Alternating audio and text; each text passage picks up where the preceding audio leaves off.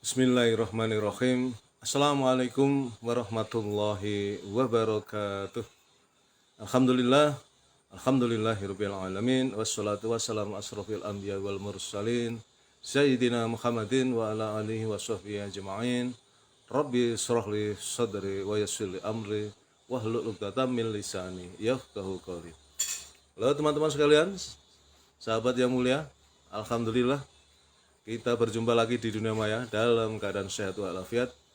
Dan oleh karena itu jangan pernah lupa untuk selalu bersyukur kepada Allah Subhanahu wa taala atas segala karunia yang telah diberikan kepada kita yang begitu banyak dan mustahil kita bisa menghitungnya. Di antaranya adalah karunia kesehatan, karunia kesempatan, karunia umur panjang yang barokah, dan tentu karunia yang paling agung adalah karunia iman dan Islam. Karena dengan keduanya itulah kita akan selamat fit dunia wal akhirah. Salawat serta salam semoga senantiasa terlimpahkan kepada uswatun hasanah kita, baginda Rasulullah Muhammad sallallahu alaihi wasallam beserta keluarganya, para sahabatnya, dan semua pengikutnya, termasuk kita yang insya Allah mengharapkan syafaat beliau kelak di yaumil qiyamah. Sahabat-sahabat sekalian, alhamdulillah kita baru saja melaksanakan sholat subuh secara berjamaah di masjid tepat waktu, dan begitu nikmatnya kita bisa melaksanakan sholat subuh di masjid berjamaah tepat waktu karena 2 rakaat sholat sunnah sebelum subuh, yaitu sholat fajar, lebih mulia daripada dunia dan seisinya, terlebih lagi dengan sholat subuhnya itu sendiri. Maka mari kita terus berdoa semoga Allah meneguhkan hati kita, memberikan keistiqomahan kepada kita untuk taat kepadanya, wabil khusus dalam melaksanakan sholat fardu secara berjamaah di masjid tepat waktu. Dengan demikian mudah-mudahan Allah ridho dan sayang kepada kita, sehingga kelak di akhirat kita akan memperoleh kemenangan yang agung, yaitu masuk surganya. Amin ya rabbal alamin. Teman-teman sekalian, hari ini hari H, tanggal 14 Februari 2024, hari di mana segenap dan seluruh bangsa Indonesia yang memiliki hak pilih akan melaksanakan hak demokrasinya, yaitu menuju ke TPS untuk mencoblos baik pemilu legislatif, memilih calon-calon legislatif, DPR ya, DPRD Kabupaten Kota, DPRD Provinsi, dan DPR Pusat, dan kemudian memilih calon presiden dan wakil presiden. Nah, teman-teman sekalian, seperti yang saya sampaikan kemarin, bahwa pemilu sebagai sistem yang diterapkan dalam demokrasi itu banyak kelemahannya, ya. Apalagi di era-era sekarang ini, ya, kekuasaan menjadi sesuatu yang memukau semua orang, ya. Dan bagi yang sudah menikmati kekuasaan, tentu dengan segala cara akan mempertahankan kekuasaannya, karena mereka percaya dan mengamalkan ajaran Niccolo Machiavelli, yaitu menghalalkan segala cara untuk mencapai tujuan. Dan alhamdulillah di tahun politik tahun ini 2024 sudah beredar film Dirty Vote yang sangat viral, ya. Dalam tempo yang sangat singkat sudah ditonton oleh 5 juta penonton, viewer, ya. Karena dipublikasikan di YouTube, ya, luar biasa, dan semua pihak terutama rakyat menjadi semakin paham betapa pemilu, ya, menjadi ajang bagi mereka yang sudah menikmati kekuasaan dan masih berkuasa untuk terus mempertahankan kekuasaannya dengan segala cara. Dan kemudian karena sekarang adalah era digital, era media sosial, maka informasi begitu cepat menyebar, ya. Kalau di luar negeri karena sudah dilakukan pencoblosan, nah kita sudah menerima hasil-hasilnya, dan alhamdulillah di banyak negara di luar negeri, perwakilan kita di luar negeri, yang mana di sana juga ada penduduk atau warga negara Indonesia yang sudah melakukan pencoblosan, ya. Pasangan nomor 1 sementara memimpin, ya, dibanding calon yang lainnya. Itu untuk yang calon presiden dan wakil presiden. Kita bersyukur ya. Jadi kalau di luar negeri tentunya panitianya ya KPPS-nya atau panitia KPU-nya di luar negeri itu ya mungkin bertindak lebih jujur dan adil ya, karena dia tidak berani main-main macam-macam ya, di luar negeri lebih objektif sehingga hasilnya seperti itu.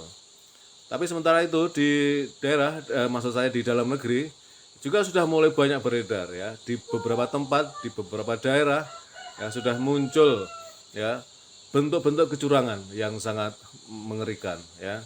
Yang paling menonjol adalah surat-surat suara yang sudah dicoblos. Padahal hari ini belum waktunya mencoblos, tapi sudah ditemukan surat-surat yang sudah dicoblos. Oleh siapa? Oleh siluman, ya, oleh hantu, oleh tangan-tangan yang tak terlihat, ya. Tetapi sesungguhnya mereka itu adalah terlihat, ya. Minal jin nati wan nas, ya. Jadi setan itu terdiri dari bangsa jin dan manusia. Ya. Jadi pelakunya manusia juga, gitu. Dan bangsa kita juga. Maka oleh karena itu pada kesempatan ini saya ingin menyampaikan ini tanggung jawab moral saya, paling tidak ya dalam lingkup yang sangat kecil, di mana apa yang saya sampaikan itu bisa diakses oleh siapapun yang mungkin jumlahnya tak terlalu banyak, tetapi saya sudah menyampaikan bahwa bagi kalian yang menjadi bagian dari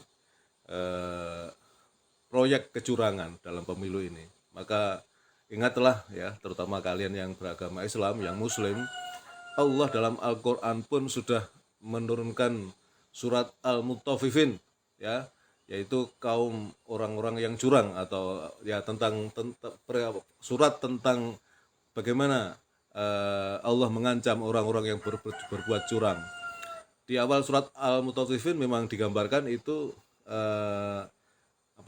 seperti penjual yang kemudian dia menakar timbangan, ya, ketika untuk pihak lain maka timbangan dikurangi, tapi untuk keuntungan diri sendiri maka itu dilebihkan, ya. Dalam arti ya curang, ya, timbangannya itu diakalin, ya, supaya orang lain ya, mendapatkan porsi yang lebih sedikit dari haknya, sedangkan untuk dirinya sendiri ya dilebihkan, ya.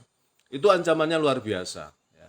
Dan ini bisa diterapkan untuk pemilu, ya, sama saja, ya. Jadi ada akal-akalan, ada makar, ada tipu daya, ya, yang dilakukan, ya, sedemikian rupa supaya dia dan kelompoknya yang mendapat keuntungan, ya, dan kemudian pihak lain yang dirugikan. Ya, ini surat Al-Mutaffifin sudah memperingatkan, ya. Jadi sayang panjenengan yang Muslim kalau kemudian sadar atau tidak kalian menjadi bagian dari kecurangan itu, ya. Ingatlah hidup di dunia ini hanya sebentar, hanya sementara akhirat adalah abadi selamanya, ya. Jangan gadekan masa depan panjenengan di akhirat dengan kepentingan yang sangat terbatas, ya. Kalaupun sampean dapat duit paling juga berapa, ya.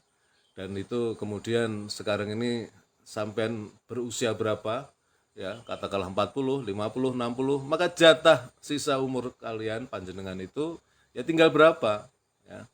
Jadi oleh karena itu jangan gadaikan akhirat dengan kepentingan dunia yang sangat sesaat, ya.